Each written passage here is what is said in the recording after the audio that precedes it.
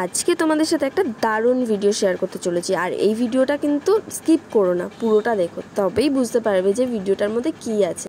আর কখন যে ব্লগটা স্টার্ট হয়েছে আমি নিজেও জানি না, কারণ আমার ফোন থেকে একটা ভিডিও শ্যুট করা হয়নি।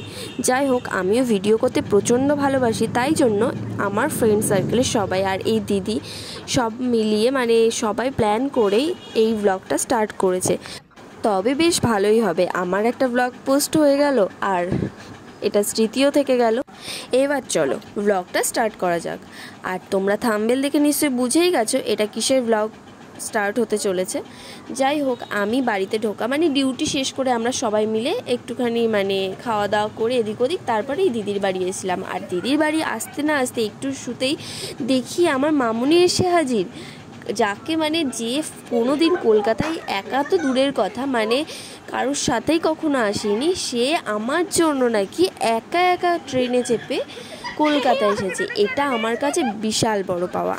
আমি আমার ইমোশনাল ব্যাপারটা সত্যিই ধরে রাখতে পারিনি, কারণ ওই রকম একটা দিনের মতন দিনে আমি এরকম একটা মানুষকে কাছে পাবো আমি কখনো ভাবিনি। কারণ আমি আমার পার্সোনাল লাইফে কিছু ঘটে যাওয়ার কারণ আছে, যার জন্য আমি এই দিনটাতে আমি সত্যি ভাবিনি কখনো যে আমার মামুনি আমার কাছে আসবে, আমার বার্থডের দিনটা এতটা স্পেশাল করে তুলবে। যদিও সবটা সম্ভব হয়েছে এই দিদি আর আমার এই মানুষটার জন্য। যাই হোক, ইমোশনাল ব্যাপারটা আমি সত্যিই ধরে রাখতে পারিনি, তাই একটুখানি আমি নিজেই এই দিনটা না আমি আসলে পরে আমার সত্যি আমি একটু ঘেঁটে থাকি, অনেক কিছু নিয়ে একটু ঘেঁটে থাকি। যাই হোক, ডিউটি শেষ করে এসে আমি এরকমভাবে রাত্রেবেলায় অ্যাডভান্স সারপ্রাইজ গিফট পাবো আমি এটা কখনো ভাবিনি। আর আমার কান্নাকাটি দেখে আমার মামনিও ইমোশনাল হয়ে গেছিলো।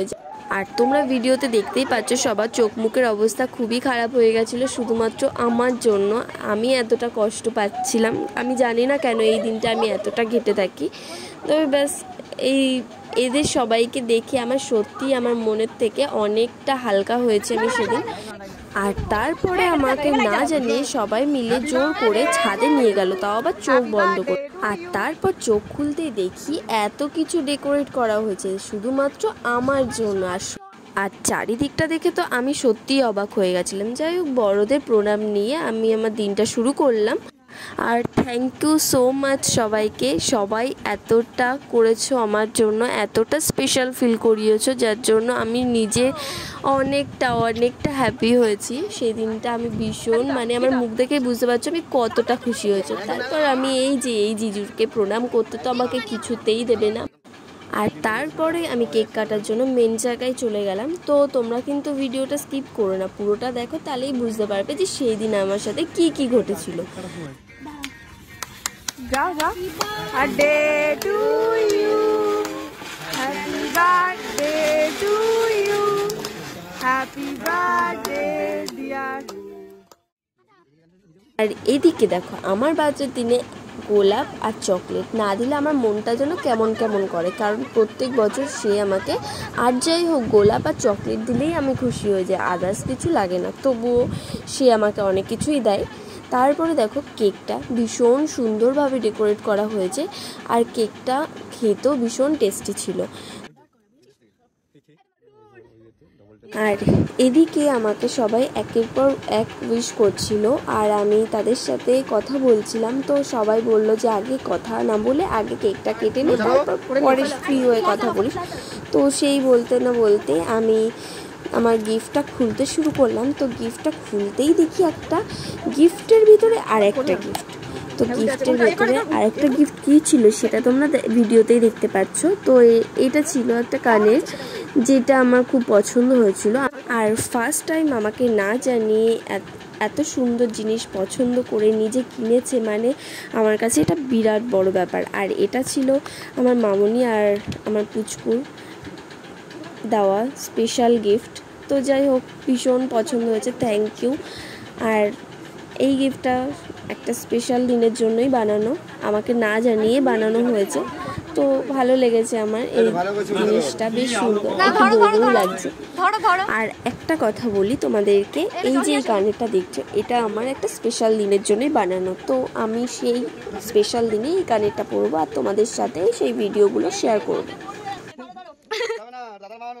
আর এদিকে দেখি এত কিছু আয়োজনের মধ্যেও আর একটা স্পেশাল জিনিস, যেটা হলো পায়েস। এদিকে আমার মামুনি সেই পায়েসের আয়োজনটা করে ফেলেছে, আর মা ছেলে মিলে কিন্তু বেশ সারপ্রাইজ দিল আমাকে। আর তারপরে আমি বলতে না বলতে বার্থডে কেক কাটা স্টার্ট করে দিলাম। আর এদিকেই আগুনের ফুলকিতে তো এক সাইডের বেলুন পুরো ফেটেই গেল। তারপরে আমাদের বার্থডে কেক কাটা কমপ্লিট হয়ে গেল। তো সবাই মিলে কেক কাটাকাটি করে খাওয়া দাওয়া করে এদিকে আমাকে মামুনি মুখে কেক মাখিয়ে দিল। আর এদিকে দেখি যার জন্য এত কিছু সম্ভব হয়ে যায় সেই মানুষটাই দূরে দাঁড়িয়ে, তো তাকে গিয়ে একটু কেক খাওয়ালাম। আর বাকিটা তো তোমরা ভিডিওতে দেখতেই পাচ্ছ, আমি আর কিছু বলবো না, বাকিটা তোমরাই দেখো।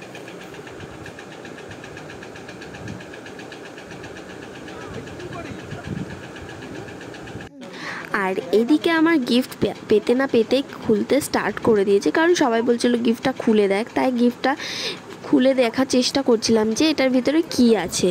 তো খুলতে না খুলতেই দেখি যে এখানে একটা দেওয়াল ঘড়ি, তো এটা আমাকে মেসোমাসি দিয়েছে। তারপরে দিয়েছিল এটা পুচকু আরও একটা গিফট দিয়েছে। তো ব্যাগ থেকে খুলে দেখি এটা একটা ফটো ফ্রেম, আর এই ফটো ফ্রেমের মধ্যে আমার কিছু স্পেশাল ছবি আছে।